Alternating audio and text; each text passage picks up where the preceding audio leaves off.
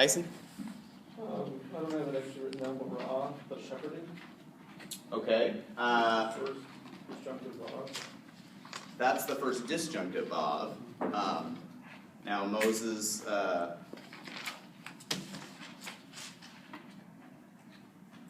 was shepherding, but that's all background information. Where do the actual actions that are being recorded, discrete actions in the narrative, start? Mike? 3:2, an angel of the Lord appeared. Okay, that's a main action, but there's something before that. Okay, the Vav consecutive in the middle of verse 1, right? So here the action actually starts. The background is that Moses was a shepherd, right? Just telling you, when chapter 2 ends, you've had Moses in chapter 2. Well, first of all, you've had Moses being born, being hidden, being adopted by Pharaoh's daughter, going out and killing an Egyptian, hiding him in the sand, it being discovered, him fleeing to Midian, him settling down there and marrying Jethro's daughter, having a son, and at the end it says, the Lord saw the oppression of his people in Egypt, their cries came up to him, he heard, he knew. And it ends in that way with that kind of pregnant sense, what's going to happen. Chapter 3 begins then by resuming the scene in Midian and giving you some background information. Now, Moses was a shepherd, right? He was shepherding the flock of his father-in-law Jethro. It reminds you of that scene and puts you there again. But the action actually starts with this day when he leads his flock to the west side of the wilderness. Okay, so that's the first main action. Leads his flock. Then what? Just kind of march through it. Where do you see Vav consecutive verbs? Main storyline. Now we get to... And appeared. Okay. An angel of the Lord, but that's disjunctive. Why is it disjunctive? Oh, it's not. No, it's on the word. Okay, so it's just another Vav consecutive, and the angel of the Lord appeared. Mark, what comes next?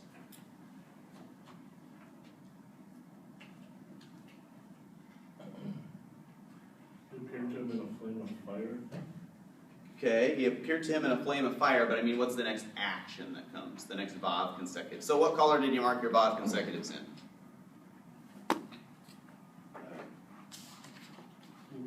A blue. No. Would it be beginning of verse 4? No. Okay, so the verbs of speaking are blue, and all the speaking stuff is blue. I don't even remember, so I'm just asking which color was green? Okay. Green are the Vav consecutive main storyline. So you should be able to just glance at the text when you've done this and say, what are the main things that happen here? The main storyline is Moses drove his flock, angel of the Lord appeared. Okay, he sees. Moses sees. Ra'ah, good. That's at right after the Atnach in verse 2. So right after, in the midst of the bush. And Moses saw, he looked, and behold, etc. Okay, next action.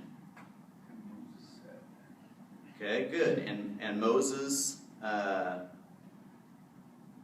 said, beginning of verse 3. So now we have some speech. Next action. Okay, again, we have beginning of verse 4, and Yahweh saw. Just a real quick question on there. I know it says, Swiomer in there. Say it again. I said I see that it's Swiomer, so it's speech, but are we saying that he actually said, cool, a burning bush, I'm going to go over there, or he just thought it, which, does that still count as Well, speech? it still counts as speech, but what kind of speech is it? It's just kind of internal speech or thinking, right? In fact, Hebrew, when it wants to say someone thought to themselves, it will say, and he spoke to his heart, or to the heart. That's kind of an expression that tells you it's happening internally. It explicitly says So that. grammatically, we still go by what the grammar actually says, that it's a saying or speaking. Well, because it actually gives the content of what's said, that section is considered dialogue. Yeah, it's internal dialogue. Good.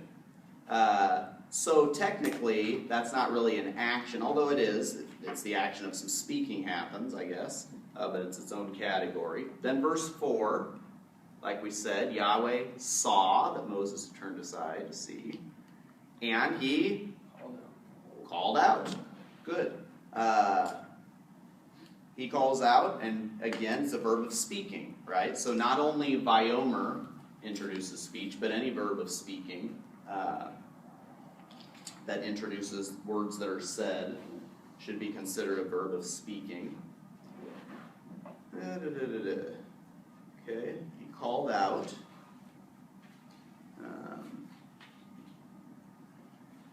And he said. Hebrew, by the way, oftentimes does this. It will, Hebrew likes to say, if it wants to tell you what kind of speaking was done, rather than saying, and he exclaimed, and then giving you what's said, it will say, and he exclaimed and said. Sounds redundant, but that's what we have in this verse. In this verse, it's separated by some stuff. Take a look at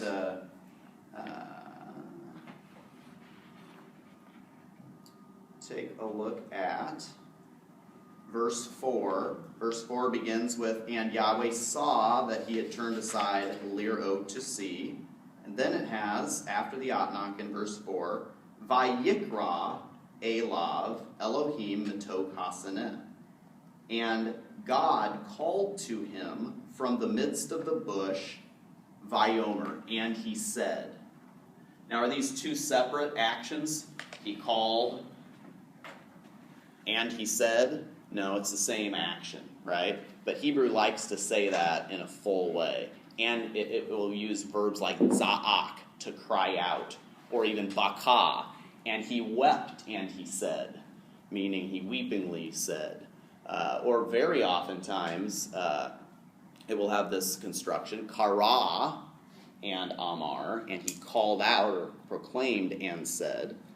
And also very often you'll get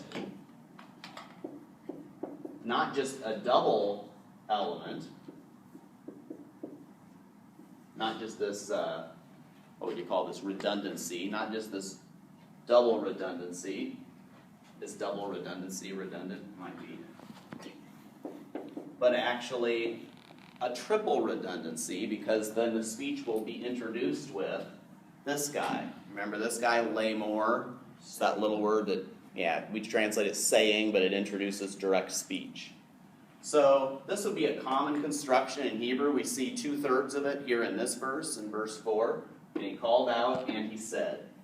And sometimes English translations will drop 2 of the 3 and just say something like, and he called out. And God called out to him, Moses. Anybody have an English Bible with them? Or want to look it up on your screen? Let's just check an English translation and see what they do. Just for fun. What verse? Verse 4. How does it translate this redundancy? And he called out and said. When the Lord saw that he turned aside to see, God called to him out of the bush, Moses, Moses. He said, here I am. Okay, good. So see, they just eliminate the redundancy. Rather than saying, and he called out and said, they just say, and he called out from the bush, Moses, Moses. All right, so main actions. We have 2 speaking verbs here, introducing speech. So the action here is just speaking. So far, what have our non-speaking actions been? Moses drove the flock, the Lord appeared, Moses saw. Turned aside, sword. Turned aside, well, he said, let me turn aside, so Oh. it's not actually grammatically an action. The Lord saw that Moses had turned aside, and the Lord called out. Do we have in the whole rest of this pericope any more actions besides just speech, dialogue? Just one. Should have one more Bob consecutive in there somewhere that's not in speech. Moses said, Okay, well that's speaking still.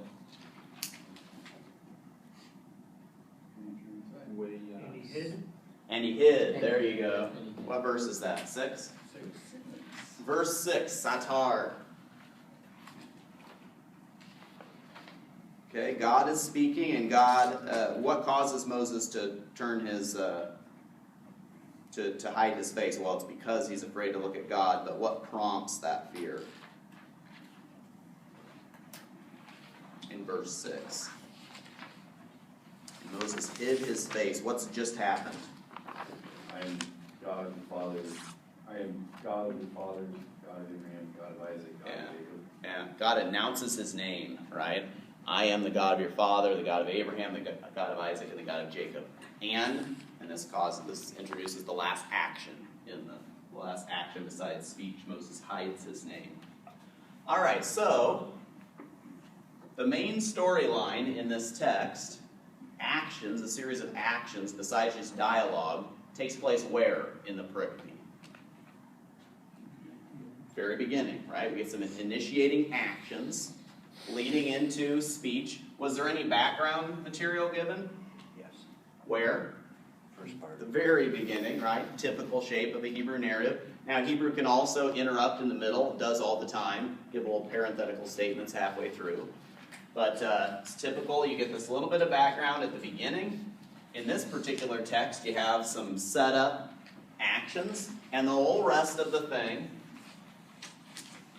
interrupted only by Moses hiding his face in response to one of God's comments, is speech. Who does the speaking in this pericope? Yahweh and Moses.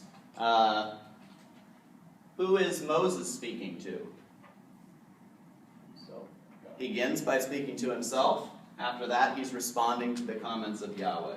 And who is Yahweh speaking to? Speaking to Moses. Who's doing most of the speaking in this pericope? All right, Yahweh. And Yahweh is the one who's initiating everything, although Moses does start to raise some questions. And the pattern of God revealing his purposes, then Moses raising questions, then God responding to Moses' questions is going to continue all the way through the rest of chapter 4, chapters 3 and chapters 4. Just the extent of Yahweh's speech in this pericope is actually very important in biblical theology. How much does Yahweh have to say? A lot. Okay. Think about the book of Genesis. When does God start speaking in the book of Genesis? Verse 1. Very beginning, right? And God said, Yehi or, Vahi or, let there be light, and there was light. When does he speak again after that? After the creation account. Did you eat that fruit? Yeah, good. Comes and confronts Adam and Eve in the garden. How much does God have to say in that passage? It's pretty short, right? Pretty short and pretty harsh, although also the promise of redemption.